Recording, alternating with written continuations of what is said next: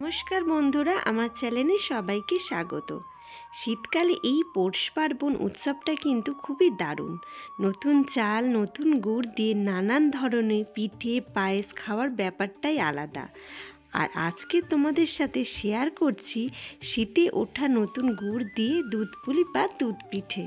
প্রথমে কড়াইতে জল দিয়ে পরিমাণ মতো গুড় দিয়েছি।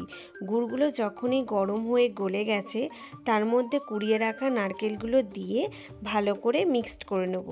এখানে তোমরা খেয়াল রাখবে, যখনই তোমার গুড়ের সাথে নারকেল মিক্সড করবে তখনই তোমরা গ্যাসের ফ্লেমটা লো টু মিডিয়ামে রাখবে। এইভাবে গুড়ের সাথে নারকেল ভালো করে মিক্সড করে কিছুক্ষণের জন্য ভেজে নিতে হবে।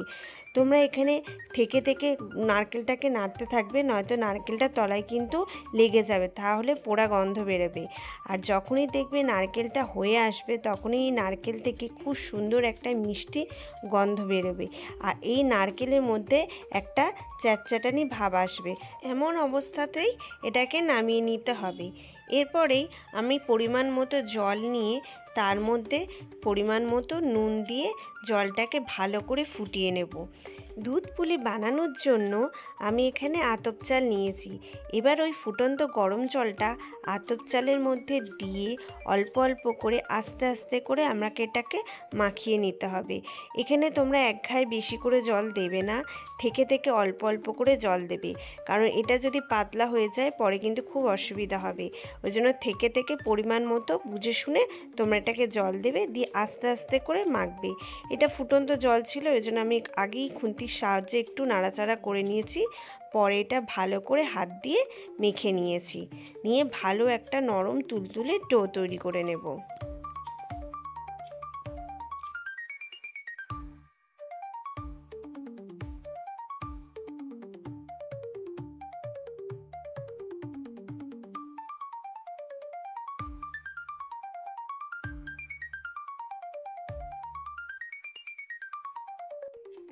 এবার মেখে রাখা ডো থেকে একটা ছোট লেচি কেটে হাতের সাহায্যে লেচিটাকে গোল করে নেব। এবার আঙুলের সাহায্যে চেপে চেপে ঘুরিয়ে ঘুরিয়ে লেচিটাকে একটা টুপির আকার দিয়ে দেবো। এর মধ্যে দিয়ে দিলাম নারকেলের পুর, দিয়ে ভালো করে দু সাইড দিয়ে চেপে এর মুখটাকে বন্ধ করতে হবে। তোমরা মুখটাকে ভালো করে বন্ধ করবে, নয়তো নারকেল বেরিয়ে যাবে। ভালো করে চেপে চেপে বন্ধ করে এইভাবে তোমরা মুখটাকে মুড়ে দেবে, যাতে নারকেলটা কোনোভাবে বেরোতে না পারে। এবারেই আগে থেকে আমি গরম জল বসিয়ে দিয়েছি, তার উপর দিয়ে একটা এরম ফুটোওয়ালা থালা দিয়েছি, দিয়ে পিঠেগুলোকে একে একে সাজিয়ে নেব। নিয়ে এর মধ্যে আমি এটাকে ঢাকা দিয়ে 15 মিনিটের জন্য সেদ্ধ করে নেব। এই পিঠে কিন্তু পুরোপুরি সেদ্ধ পিঠের মতোই হবে। 15 মিনিটের জন্য গরম ভাপে, জলের গরম ভাপেই কিন্তু এটা পুরোপুরি সেদ্ধ হবে। 15 মিনিট পর এটাকে আমি নামিয়ে নিয়েছি, নিয়ে একটা অন্য পাত্রে ঢেলে নিয়েছি। এবারেই গ্যাসের মধ্যে আমি বসিয়ে দিয়েছি প্রায় 1 লিটার দুধ। দুধটাকে ভালো করে নাড়াচাড়া করে কিছুক্ষণের জন্য এটাকে ফুটিয়ে নিতে হবে। দুধ পুলি করার জন্য দুধ কিন্তু বেশিরভাগটা ফুটিয়ে কমিয়ে নিতে হয়। দুধটা যখনই আমার একটু গরম হয়ে এসেছে, ওই গরম অল্প একটু দুধ আমি এই গুড়ের মধ্যে দিয়েছি।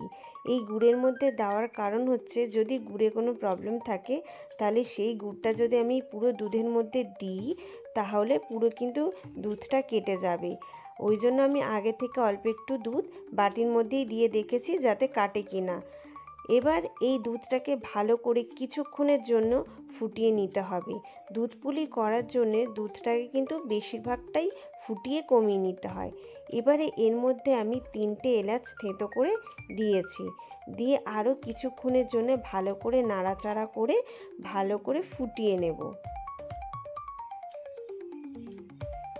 খানিকক্ষণ ফুটিয়ে নেওয়ার পর আমি এবার এই গুড়টাকে পুরোটা এর মধ্যে ভালো করে দিয়ে ঢেলে নাড়াচাড়া করে নেব, নিয়ে আরও কিছুক্ষণের জন্য দুধটাকে ভালো করে ফুটিয়ে নেব।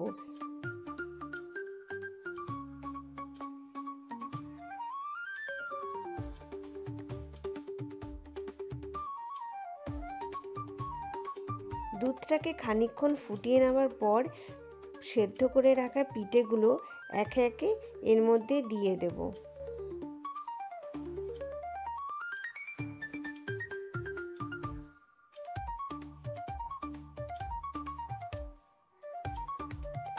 এবারও এই অবস্থাতে ভালো করে নাড়াচাড়া করে আরও 10 থেকে 15 মিনিটের জন্য এইটাকে এমনি করেই ফুটিয়ে নিতে হবে। এখানেও গ্যাসের ফ্লেমটা লো টু মিডিয়ামে রাখবে। তোমরা থেকে এটাকে নাড়তে থাকবে যাতে তলায় কোনোভাবে লেগে না যায়। ভালো করে 10 থেকে 15 মিনিট ফোটানোর পর এটাকে আমরা নামিয়ে নেব। এইভাবেই তৈরি হয়ে গেছে আজকে আমাদের দুধ পিঠে বা দুধ পুলি রেসিপি। আমি নামিয়ে এর উপর থেকে একটুখানি কেশর ছড়া দিয়েছি। এটা তোমরা চাইলে দিতেও পারো, আবার নাও দিতে পারো। তাহলে কেমন লাগলো আমার এই দুধ পুলি বা দুধ পিঠে রেসিপিটা? তোমরা বাড়িতে ট্রাই করো আর কমেন্টে জানাও যে কেমন হয়েছে এই রেসিপি।